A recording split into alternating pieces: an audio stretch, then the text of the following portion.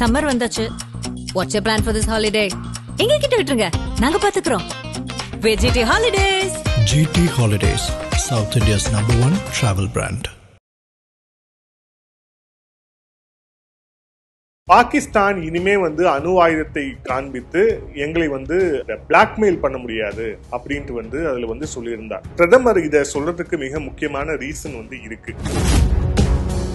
பாகிஸ்தான் வைத்திருக்கக்கூடிய அணு ஆயுத தளவாடங்களை உருவாக்கக்கூடிய இடங்கள்ல இந்திய ராணுவம் தாக்குதல் நடத்தி இருக்கிறது அப்படிங்கிறதுக்கான அந்த கிளியரான மெசேஜ் பிரதமருடைய நேற்றைய ஸ்பீச்ல இருந்து வெளிவருது.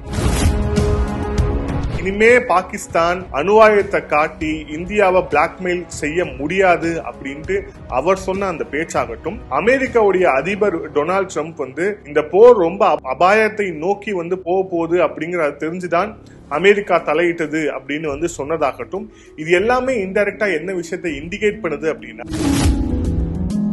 ஆபரேஷன் சிந்தூர் நடந்து கொண்டிருக்கக்கூடிய இதே சூழல்ல இந்தியாவை நோக்கி துருக்கி அப்புறம் பாகிஸ்தான் ரெண்டுமே ஒரு பெரிய இன்ஃபர்மேஷன் வார்ஃபேரை நம்ம நோக்கி நடத்திட்டு இருக்காங்க. இப்போ அதம்பூர் அப்படிங்கிற பகுதியில இந்தியாவுடைய டிஃபென்ஸ் சிஸ்டமா இருக்கக்கூடிய S-400 பாகிஸ்தான் நொறுக்கிடுச்சு, நியூட்ரலைஸ் பண்ணிடுச்சு அப்படிங்கிற மாதிரி செய்தியை மிக வைரலாக பரப்புனாங்க. சோ இந்த ஆபரேஷன் சிந்தூர் அப்படிங்கிறது தற்காலிகமாக நிறுத்தப்பட்டிருக்கிறது. தொடர்ச்சியாக இரு தரப்பிலும் பேச்சுக்கள் நடக்கும். பாகிஸ்தானோடு பேச்சு அப்படின்னா ரெண்டு விஷயத்துல மட்டும்தான் இருக்கும். ஒன்னு டெரர், இன்னொன்னு POK. நேயர்களுக்கு அன்பு வணக்கம். ஆபரேஷன் சிந்தூர் தற்போது தற்காலிகமாக நிறுத்தப்பட்டிருக்கிறது அப்படிங்கிற செய்தியை பிரதமர் மோடி அவர்கள் நேற்று நேரடியாக காணொலியில தோன்றி நாட்டு மக்களுக்கு உரையாற்றினார். அவருடைய அந்த பேச்சுல மிக முக்கியமான விஷயங்கள் இருக்கு. இரு நாடுகளுக்கும் இடையில இருக்கக்கூடிய மிக முக்கியமான பிரச்சனைகள், அது இந்தியா இனிமே எப்படி கையாளும், இனிமே வருங்காலத்துல ஒரு டெரர் அட்டாக்க, ஒரு தீவிரவாதி ஒரு தாக்குதல் நடத்துறாங்க ஏதோ ஒரு பகுதி, நாட்டுடைய ஏதோ ஒரு பகுதியில, இந்தியாவுடைய ஏதோ ஒரு பகுதி தாக்குதல் நடத்துறாங்க அப்படின்னா அதுவும் ஆக்ட் ஆஃப் வாரா தான். அதாவது அதுவும் ஒரு போருக்கான ஒரு சூழலாகத்தான், ஒரு நாட்டை தாக்கக்கூடிய ஒரு விஷயமாகத்தான் அது கன்சிடர் பண்ணுவோம் அப்படிங்கிற அந்த ஒரு கிளியரான ஒரு மெசேஜை பிரதமர் மோடி அவர்கள் நேற்று அவருடைய அந்த ஸ்பீச்ல கொடுத்திருந்தார். அது மட்டும் இல்ல, இன்னைக்கு நாம அலச போற மிக முக்கியமான ஒரு விஷயத்தோடைய ஒரு லீடையும் பிரதமர் அதில் கொடுத்திருந்தார். பாகிஸ்தான் இனிமே அணு ஆயுதத்தை காண்பித்து எங்களை இந்த பிளாக்மெயில் பண்ண முடியாது அப்படின்ட்டு அதுல சொல்லியிருந்தார். பிரதமர் இதை சொல்றதுக்கு மிக முக்கியமான ரீசன் இருக்கு. ஆனா அந்த காரணங்களுக்குள்ள இந்தியன் அபிஷியல்ஸ் நேரடியாக போல, மிக குறிப்பாக முப்படை தளபதிகள்ல நம்மளுடைய ஏர்ஃபோர்ஸை ரெப்ரசன்ட் பண்ற அதிகாரி அவர் டினை பண்ணார். அதாவது அந்த அவங்களுடைய இந்த நியூக்ளியர் பேஸை நாம அட்டாக் பண்ணமா அப்படிங்கிற அந்த கேள்விக்கு அவர் அதுக்கு பதில் சொல்ல மறுத்தார். ஆனா பிரதமருடைய பேச்சுல இருந்து மிக தெளிவாக ஒரு விஷயம் தெரியுது. பாகிஸ்தான் வைத்திருக்கக்கூடிய அணு ஆயுத தளவாடங்களை உருவாக்கக்கூடிய இடங்கள்ல இந்திய ராணுவம் தாக்குதல் நடத்தி இருக்கிறது அப்படிங்கிறதுக்கான அந்த கிளியரான மெசேஜ் பிரதமருடைய நேற்றைய ஸ்பீச்ல இருந்து வெளிவருது. இப்ப இதை தாண்டி ரொம்ப முக்கியமான ஒரு விஷயத்துக்குள்ள வருவோம். இதுல பாகிஸ்தானுடைய இந்த ராணுவ நிலைகள், மிக குறிப்பாக அவங்களுடைய இந்த அணு ஆயுத நிலைகள்ல இந்திய ராணுவம் தாக்குதல் நடத்தி இருக்கு அப்படிங்கிற அந்த ஒரு விஷயத்தை தான் பிரதமர் மோடி அவர்களுடைய பேச்சு ரொம்ப மறைமுகமா குறிப்பிட்டிருக்கு. இப்ப இந்த நிலையில மிக முக்கியமான ஒரு தகவல் வெளியாயிருக்கு. அது சம்பந்தமா நம்ம போன காணொலியிலேயே பேசியிருந்தோம். அதாவது இந்தியா இந்த தாக்குதலை நடத்திய பிறகு அணு கசிவு ஏற்பட்டிருக்கா அப்படிங்கறது ஆராய அமெரிக்கால இருந்து சில விஞ்ஞானிகள் குழு நேரடியாக ஆய்வு செய்யறாங்க அப்படிங்கிற மாதிரியே தகவல் வந்திருக்கு அப்படிங்கறத போன காணொலியில நம்ம மிக தெளிவாக சொல்லியிருந்தோம். இப்போ இந்த காணொலியில அதுக்கான ஆதாரங்கள் இன்னும் கூட ஆரம்பிச்சிருக்கு. மிக முக்கியமாக பாகிஸ்தானுடைய இந்த வான் எல்லையில ஒரு விமானம் பறந்ததை ரெக்கார்ட் பண்ணியிருக்காங்க. அந்த விமானம் பீச் கிராஃப்ட் B350 AMS அப்படிங்கிற அந்த நம்பர் கொண்ட அந்த விமானம். இந்த விமானம் பாகிஸ்தானுடைய ஏரியல் ரூட்ல பறந்து இருக்கிறது. அதுக்கான ரெக்கார்டு ஓபன் சோர்ஸ்ல இருந்து எடுத்திருக்கிறாங்க.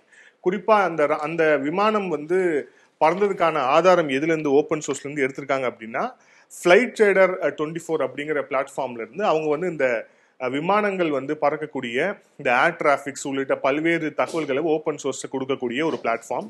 அந்த பிளாட்ஃபார்ம்ல பாகிஸ்தானுடைய ஏர்ஃபீல்ட்ல இந்த பெஞ்ச்கிராஃப்ட் B350 AMS அப்படிங்கிற இந்த விமானம் வந்து பறந்ததற்கான ஆதாரம் வந்து இருக்கு.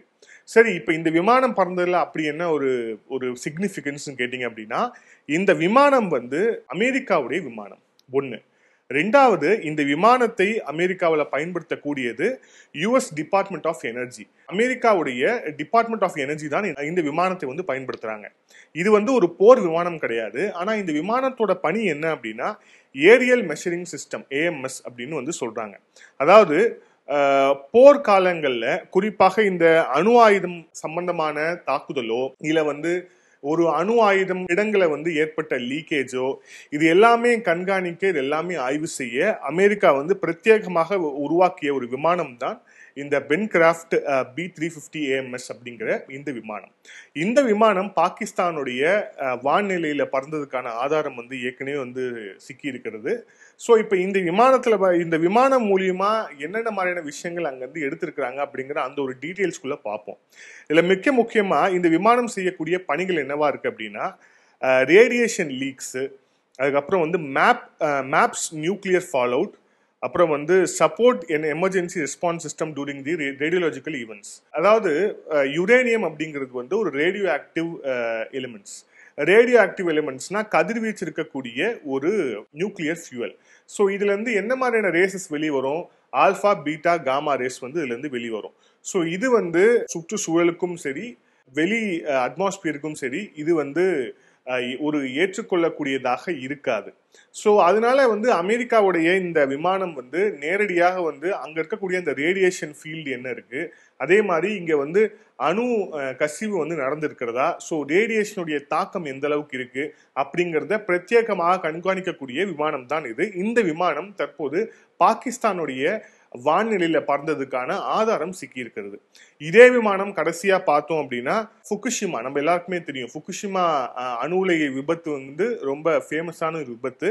அந்த விபத்து அப்போவும் வந்து இதே விமானம் தான் வந்து அங்க போய் இந்த நியூக்ளியர் லீக்கேஜ் சம்பந்தமான டெஸ்ட், அப்புறம் அது சம்பந்தமான ரிப்போர்ட்ஸ் இது எல்லாத்தையுமே வந்து சேகரித்தது அப்படிங்கிற அந்த ஒரு விஷயத்த வந்து பாக்குறோம். இப்ப இந்த அமெரிக்காவுடைய B350 AMS அப்படிங்கிற இந்த விமானம் வந்து என்னென்ன மாதிரி விஷயங்கள் ரொம்ப துல்லியமா பார்க்கும் அப்படின்னா, இந்த விமானத்துல காமா ரே சென்சார்ஸ் வந்து பொருத்தப்பட்டிருக்கு அப்படிங்கறதால இது வானிலையில பறக்கும் போதே அந்த வானிலையில இருக்கக்கூடிய இந்த காமா ரே சம்பந்தமான அதிர்வுகள் ஏதாவது இருந்துச்சு அப்படின்னா அதை வந்து ரெக்கார்ட் பண்ணிக்கும். அதுக்காக தான் இதுல வந்து இந்த காமா ரே சென்சார்ஸ் அப்படிங்கிறது பொருத்தப்பட்டிருக்கு. Real time data transmission equipment. இப்ப இது மூலியமா இப்ப இந்த விமானம் பறக்கும் போதே ரியல் டைம்ல அங்க இருக்கக்கூடிய கதிர்வீச்சோடைய அளவு என்ன, அப்புறம் அங்க ஏற்பட்டிருக்கக்கூடிய பாதிப்பு என்ன, அந்த ரேடியேஷனுடைய அளவு வந்து எந்த அளவுக்கு இருக்கு அப்படிங்கறத ரியல் டைம்ல இது வந்து கடத்தக்கூடியது. இது அது மட்டும் இல்ல, இந்த ஏர்கிராஃப்ட் வந்து ரொம்ப லோ லெவல்ல இது வந்து பறக்க முடியும், அதே மாதிரி ரொம்ப ஸ்லோவாகவும் இது பறக்க முடியும். ஏன்னா வந்து இப்போ கிரவுண்ட் லெவல்ல இருந்து அட்டாக் வந்து நடந்திருக்கு அப்படிங்கிற போது கிரவுண்ட் லெவல்ல இது பறக்கும் போது கிரவுண்ட் லெவல்ல இருந்து கொஞ்சம் தூரமா அது இருக்கக்கூடிய அந்த சர்ஃபேஸுக்கு கொஞ்சம் தூரத்துல இது வந்து பறக்கும் போது இந்த சென்சார்ஸ் மூலியமா அந்த ரேடியோ ஆக்டிவோடைய அந்த எமிஷன் அப்படிங்கிறது, அந்த ரேசஸோடைய வெளிப்பாடு அப்படிங்கிறது எந்த அளவுல இருக்கு, அதோடைய அளவீடு என்ன, அபாயகரமான அளவீடுல இருக்கா அப்படிங்கிற உள்ளிட்ட விஷயங்களை இதால வந்து கண்காணிக்க முடியும். ஸோ இதை வந்து அமெரிக்கா எங்கெங்கெல்லாம் பயன்படுத்தியிருக்காங்க இந்த விமானத்தை அப்படின்னு பார்த்தோம் அப்படின்னா, இந்த ரேடியோ ஆக்டிவ் ஃபால் அவுட்லாம் எங்கெங்கெல்லாம் நடந்ததோ அங்க எல்லா இடத்துலையுமே வந்து இதை வந்து பயன்படுத்தியிருக்கிறாங்க. நிறைய நியூக்ளியர் ஆக்சிடென்ட்ஸ் வந்து நடந்திருக்கு. குறிப்பா இப்போ வந்து அணு உலைகள் இருக்கு, அதுல வந்து ஏற்பட்டிருக்கக்கூடிய விபத்துகள் ஆகட்டும், இல்ல அணு ஆயுதங்களை உற்பத்தி செய்யக்கூடிய இடத்துல ஏற்பட்ட விபத்துகள் ஆகட்டும், இந்த எல்லா சைட்ஸ்லயுமே வந்து இந்த விமானத்தை வந்து அமெரிக்கா வந்து பயன்படுத்தியிருக்கு. ரொம்ப ப்ரிசைஸா மிக மிக துல்லியமாக அந்த ஆக்சிடென்ட் நடந்துச்சு அப்படின்னா அது சம்பந்தமான டீட்டெயிலை எடுக்கக்கூடிய விமானம் இது. இது ராணுவ விமானம் கிடையாது, இது அமெரிக்காவுடைய டிபார்ட்மெண்ட் ஆஃப் எனர்ஜி பயன்படுத்தக்கூடிய விமானம் தான். ஸோ அதுக்காக தான் வந்து பிரத்யேகமாக இது வந்து தயாரிக்கப்பட்டிருக்கு. ஸோ இதுல இன்னொரு மிக முக்கியமான விஷயங்கள் இருக்கு. ஸோ வந்து நம்ம ஓப்பன் சோர்ஸ்ல கிடைச்சிருக்கக்கூடிய இன்ஃபர்மேஷன்ல இதை வந்து உறுதிப்படுத்துறாங்க. அது எந்த பிளாட்ஃபார்ம்ல இருந்து எடுத்தாங்க அப்படிங்கிறதையும் நான் சொன்னேன். அது மட்டும் இல்ல, அந்த பிளாட்ஃபார்ம்ல எடுத்த அந்த விமானத்துடைய புகைப்படத்தையும் அனிமேட்டட் புகைப்படத்தையும் வந்து இப்ப நீங்க ஸ்கிரீன்ல வந்து பார்க்கலாம். ஸோ இப்போ இது எந்த இடத்துல வந்திருக்கு, இப்போ எந்த நாள்ல வந்து இது பண்ணியிருக்காங்க, இந்த விமானம் வந்து இறங்கியிருக்கு அப்படின்னு பார்த்தோம் அப்படின்னா, இது வந்து அமெரிக்கா இது வந்து இந்திய ராணுவம் வந்து தொடர்ச்சியாக இந்த ஆபரேஷன் சிந்தூர்ல தாக்குதல் நடத்திய போது கிரானா ஹில்ஸ் அப்படிங்கிற அந்த பகுதியில வந்து இந்திய ராணுவம் வந்து தாக்குதல் நடத்தியது. இந்த கிரானா ஹில்ஸுக்கு நடுவுல தான் வந்து பாகிஸ்தான் தன்னுடைய அணு ஆயுதங்களை வைத்திருக்கு அப்படிங்கிற அந்த ஒரு தியரி வந்து நிலவுது. தாக்குதல் நடத்திய பிறகு மே 9 வந்து அமெரிக்காவுடைய இந்த அணு ஆயுத டிடெக்ட் ஸ்பெஷல் விமானம் வந்து நேரடியாக வந்து அந்த பணிகளை வந்து செஞ்சிருக்கு அப்படிங்கிறத பார்க்கிறோம். இது ரொம்ப இன்ட்ரெஸ்டிங்கான விஷயம் என்ன அப்படின்னா, இப்ப இந்த அலிகேஷன்ஸை இது எல்லாமே வந்து ஓப்பன் சோர்ஸ்ல இருக்கக்கூடிய வல்லுநர்கள் அவங்க ஓப்பன் சோர்ஸ்ல கிடைச்சிருக்கக்கூடிய டேட்டாஸ் அடிப்படையில் ஆராய்ஞ்சு அவங்க கொடுத்திருக்கக்கூடிய தகவல்கள். இது எல்லாமே மூணு கவர்மெண்ட்டுமே வந்து அபிஷியலா வந்து மறுத்திருக்கு இந்த சென்ஸ் எப்படின்னா, அவங்க யாருமே வந்து இது வந்து நடந்துச்சுன்னு சொல்ல, நடக்கலன்னு சொல்ல. ஆனா நேற்று பிரதமர் மோடி அவர்கள் இனிமே பாகிஸ்தான் அணு ஆயுதத்தை காட்டி இந்தியாவை பிளாக்மெயில் செய்ய முடியாது அப்படின்ட்டு அவர் சொன்ன அந்த பேச்சாகட்டும், அமெரிக்காவுடைய அதிபர் டொனால்ட் ட்ரம்ப் வந்து ரெண்டுமே வந்து அணு ஆயுதம் தாங்கிய நாடுகள், ஸோ வந்து இந்த போர் ரொம்ப அபாயத்தை நோக்கி வந்து போகுது அப்படிங்கிறத தெரிஞ்சுதான் அமெரிக்கா தலையிட்டது அப்படின்னு வந்து சொன்னதாகட்டும், இது எல்லாமே இன்டைரக்டா என்ன விஷயத்தை இண்டிகேட் பண்ணுது அப்படின்னா, அப்போ இந்திய ராணுவம் பாகிஸ்தானுடைய இந்த அணு ஆயுத தளவாடங்கள் அவங்களுடைய நியூக்ளியர் சென்சிட்டிவ் ஜோன்ஸ்ல தாக்குதல் நடத்தி இருக்கிறோம் அப்படிங்கறத வந்து உறுதி செய்திருக்கிறது. ஆனா இப்போ சொல்றேன், இதை வந்து முப்படைகளோ இல்ல மிக குறிப்பாக வந்து இந்திய விமானப்படை அதிகாரிகளோ இதை வந்து உறுதி செய்யல. இந்திய விமானப்படை அதிகாரி கிட்ட நேரடியா பிரஸ் பிரீஃபிங்ல இந்த மாதிரி வந்து கிரானா ஹில்ஸ்ல வந்து தாக்குதல் நடத்தியிருக்கிறாங்களா, தாக்குதல் வந்து இந்திய ராணுவம் நடத்தியிருக்கிறாமே, இதுல இருந்து வந்து அணு கசிவு ஏற்பட்டிருக்கிறாமே அப்படிங்கிற மாதிரி கேள்விகள் கேட்கும் போது அவர் வந்து கேட்டகாரிக்கலா வந்து ஆமா நாங்க செஞ்சோம் அப்படிங்கிற மாதிரி தகவல்லாம் சொல்ல, அவர் வந்து ரொம்ப சர்காஸ்டிக்கா, ஓ அப்படியா அங்க அணு ஆயுதம் இருக்கு அப்படிங்கறதே நீங்க தான் சொன்னீங்க, அதுக்கு வந்து உங்க நன்றி சொல்லிக்கிறேன், அங்க வந்து நாங்க வந்து தாக்குதல் வந்து நடத்தல அப்படின்ட்டு அது வந்து அந்த கேள்விக்கு ரொம்ப ஸ்ட்ராங்கான பதிலாக சொல்லாம, அதே மாதிரி இல்லவே இல்லை அப்படின்னு சொல்லி அடிச்சும் சொல்லாம, அதே மாதிரி நாங்க தான் பண்ணோம் அப்படின்னு சொல்லாம ரொம்ப சட்டிலா வந்து அதை வந்து பதில் சொல்லிட்டு போயிருக்காரு. ஸோ இதுலயே வந்து பல்வேறு விடைகள் இதுலயே இருக்கு அப்படிங்கறத நாமளே வந்து புரிஞ்சுக்கலாம். ஸோ இதுல அடுத்து மிக முக்கியமான விஷயம் என்னன்னா, நம்ம ஏற்கனவே சொன்னோம், இந்த ஆபரேஷன் சிந்தூர் நடந்து கொண்டிருக்கக்கூடிய இதே சூழல்ல இந்தியாவை நோக்கி துருக்கி அப்புறம் பாகிஸ்தான் ரெண்டுமே வந்து ஒரு பெரிய இன்ஃபர்மேஷன் வார்ஃபேரை நம்ம நோக்கி நடத்திட்டு இருக்கிறாங்க. அதாவது சோசியல் மீடியா தொடர்ந்தாலே பொய் செய்திகள், குறிப்பாக வந்து இந்தியாவுடைய விமானம் வந்து தாக்கப்பட்டிருக்கு, பெண் விமானி வந்து பாகிஸ்தான் வந்து பிடிச்சு வச்சிருக்கிறாங்க, ஸோ உள்ளிட்ட அதுவும் வந்து அல் ஜசீரா போன்ற ஒரு சர்வதேச ஒரு நியூஸ் ஏஜென்சி வந்து இந்தியாவுடைய விமானி வந்து பாகிஸ்தான்ல சிக்கி இருக்கிறாங்க அப்படின்ட்டு வந்து அபிஷியலா நியூஸ் வந்து அனௌன்ஸ் பண்றாங்க. ஆனா அதுக்கப்புறம் வந்து பாகிஸ்தானுடைய ஹையர் அபிஷியல்ஸோடைய அந்த பிரஸ் மீட்ல அந்த மாதிரி எந்த விமானியும் எங்களை இல்லை அப்படின்ட்டு வந்து பாகிஸ்தான் மறுத்து இருக்கிறது. அது மட்டும் இல்ல, அதே மாதிரி நம்மளுடைய பிரஸ் பிரீஃபிங்ல நம்மளுடைய ஏர்ஃபோர்ஸ் அதிகாரியும் வந்து மிக தெளிவாக சொன்னது, நம்மளுடைய எந்த விமானிகளும் பாகிஸ்தான்ல வந்து சிக்கல அப்படின்னு தெளிவா சொல்லிருக்காங்க. ஆனா அந்த அல் ஜசீரா போன்ற நியூஸ் ஏஜென்சிஸ் வந்து இந்த மாதிரியான தகவலை வந்து பரப்புறாங்க. ஓகே, இதுல இப்போ அதம்பூர் அப்படிங்கிற பகுதியில இந்தியாவுடைய டிஃபென்ஸ் சிஸ்டமா இருக்கக்கூடிய S-400 பாகிஸ்தான் வந்து நொறுக்கிடுச்சு, நியூட்ரலைஸ் பண்ணிடுச்சு அப்படிங்கிற மாதிரி செய்தியை வந்து மிக வைரலாக வந்து பரப்புனாங்க. ஏன்னா வந்து S-400 தான் வந்து மிக துல்லியமாக இந்தியாவை நோக்கி வந்த ட்ரோன்களை வந்து தாக்கி அழிச்சிருக்கு அப்படிங்கிற செய்தி வந்து ப்ளோப் ஆனதுக்கு அப்புறம் எப்படியாவது இதை வந்து சப்ரஸ் பண்ணுங்கிறதுக்காக வந்து S-400 வந்து நாங்க வந்து அழிச்சிட்டோம், அதம்பூர் விமானப்படை தளத்துல வந்து இந்திய ராணுவம் வைத்திருந்த அந்த S-400 அழிச்சிட்டோம்னு சொல்லிட்டு தொடர்ச்சியா வந்து நியூஸ் பரப்பிட்டே இருந்தாங்க. இன்னைக்கு நாம பேசிட்டு இருக்கக்கூடிய மே 13 பிரதமர் மோடி அவர்கள் அதே அதம்பூர் ஏர்பேஸுக்கு வந்து நேரடியாக போய் அங்க வந்து அதிகாரிகள் அப்புறம் வந்து இந்திய ராணுவத்தை சேர்ந்தவர்களை வந்து பார்த்து அங்க வந்து கிரீட் பண்ணியிருக்கிறார். ஸோ இதுலயும் ஒரு சட்டிலான மெசேஜ் வந்து இந்தியா வந்து கொடுத்திருக்கிறது. நீங்க சொன்ன மாதிரி எந்த ஏர் டிஃபென்ஸ் சிஸ்டமும் எங்களை வந்து பாதிக்கல, அதே மாதிரி S-400 வந்து ஒன்றும் நியூட்ரலைஸ் ஆகல அப்படிங்கிற அந்த விஷயத்த ரொம்ப சட்டிலா வந்து பிரதமர் மோடி அவர்கள் இந்த ஒரு விசிட்லேயே தெரிவிச்சிருக்காரு அப்படிங்கறத பாக்குறோம். இதுல மூன்றாவதா பார்த்தோம் அப்படின்னா, டாம் கூப்பர் அப்படிங்கிறவர், அவர் வந்து சதர்ன் ஏசியாவுடைய இந்த வார் எக்ஸ்பர்ட்னு சொல்றாங்க. ஸோ வந்து அவர் வந்து மிக முக்கியமான ஒரு ஃபைண்டிங்கை வந்து கொடுத்துருக்கிறார். அது என்ன அப்படின்னா, எப்பவுமே வந்து ரெண்டு நாடுகளுக்கு இடையில மிகப்பெரிய யுத்தம் வருது அப்படிங்கிற போது ஒரு நாடு இன்னொரு நாட்டுடைய ஆயுத தளவாடங்கள், அதுவும் குறிப்பாக வந்து அணு ஆயுத தளவாடங்கள் வைத்திருக்கக்கூடிய பகுதியில ஒரு தாக்குதல் நடத்துது. அதற்கு அந்த எதிரி நாடு வந்து எந்த தாக்குதலுமே நடத்தல அப்படின்னா இதை வந்து போர் வெற்றி, இது வந்து வெற்றி, தாக்குதல் நடத்திய நாட்டுக்கு வெற்றி அப்படிங்கிறது தான் கன்சிடர் பண்ண முடியும் அப்படின்ட்டு வந்து அவர் வந்து சொல்லியிருக்கிறார். ஸோ ஒரு எக்ஸ்பர்ட்டோட வியூல இருந்தும் தெரியுது இந்த ஆபரேஷன் சிந்தூர் அப்படிங்கிறது வெற்றி. பாகிஸ்தானுடைய ஷபாஸ் ஷெரீப் சொல்ற மாதிரி நாங்க வந்து வெற்றி பெற்றுட்டோம் அப்படின்னு அவர் சொல்றது அப்படிங்கிறது அவங்க நாட்டு மக்களுக்கு அவங்க கொடுக்கக்கூடிய வழக்கம் போல கொடுக்கக்கூடிய ஒரு பொய் பிரபகண்டா.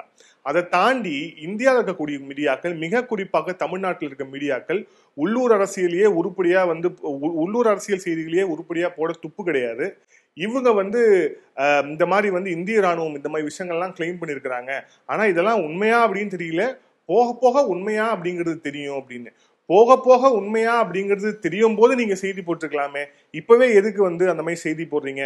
ஸோ உள்ளூர்லயும் வந்து ராணுவம், நம்மளுடைய அரசு, நம்மளுடைய உளவு அமைப்பு, இவங்க எல்லாருமே சேகரிச்சு கொடுக்கக்கூடிய தகவல்களே வந்து போக போக உண்மையா தெரியும் அப்படின்ட்டு வந்து தமிழ்நாட்டில் இருக்கக்கூடிய ஒரு சில ஊடகங்கள் வந்து நீங்க செய்தி போடுறாங்க அப்படின்னா அப்ப எந்த அளவுக்கு இவங்களுடைய மென்டாலிட்டி அப்படி இருக்கு அப்படிங்கறத நம்ம வந்து புரிஞ்சுக்கலாம். ஸோ உள்ளூர் அரசியலையே வந்து ஒழுங்கா செய்தி போட முடியாத இவர்கள் இந்த மாதிரியான செய்திகளை தவிர்க்கிறது இவங்களுக்கும் நல்லது, மிக குறிப்பாக நாட்டுக்கு ரொம்ப நல்லது. ஸோ வந்து இந்த ஆபரேஷன் சிந்தூர் அப்படிங்கிறது தற்காலிகமாக வந்து நிறுத்தப்பட்டிருக்கிறது. தற்காலிகமாக இது வந்து ஒரு பாஸ் ஸ்டேஜ்ல வந்திருக்கு. தொடர்ச்சியாக இரு தரப்பிலும் வந்து பேச்சுக்கள் வந்து நடக்கும். மிக குறிப்பாக இதுல வந்து இந்திய தரப்புல இருந்து சொல்லப்பட்டது, பிரதமர் மோடி அவர்கள் நேரடியாக அந்த பேச்சிலையும் சொன்னார், பாகிஸ்தானோடு பேச்சு அப்படின்னா ரெண்டு விஷயத்துல மட்டும்தான் இருக்கும். ஒன்னு டெரர், இன்னொன்னு POK. தீவிரவாதத்தை நிறுத்துவது அல்லது தீவிரவாதத்தை நிறுத்துவது தொடர்பாக பேச்சுவார்த்தை. இன்னொன்னு பாகிஸ்தான் ஆக்குபைட் காஷ்மீர், அதாவது காஷ்மீர் பகுதியை வந்து பிடிச்சிருக்கு இல்லையா பாகிஸ்தான், அந்த பகுதியை மீண்டும் வந்து இந்தியாவிடம் ஒப்படைப்பதற்கான பேச்சுவார்த்தை. இந்த ரெண்டு பேச்சுவார்த்தை மட்டும்தான் பாகிஸ்தானோட நடத்தப்படும். இதை தாண்டி வேற எந்த பேச்சுவார்த்தைக்கும் இடமில்லை. இந்த தாக்குதல் நடத்தியதுக்கான ஆதாரம் கொடுங்க, ரெண்டு பேர் சேர்ந்து ஒரு இன்வெஸ்டிகேஷன் பண்ணலாம், இந்த காமெடிக்கெல்லாம் எங்கேயும் இடம் கிடையாது. ஸோ இந்த விஷயம் தான் வந்து தெளிவாக வந்து சொல்லப்பட்டிருக்கு.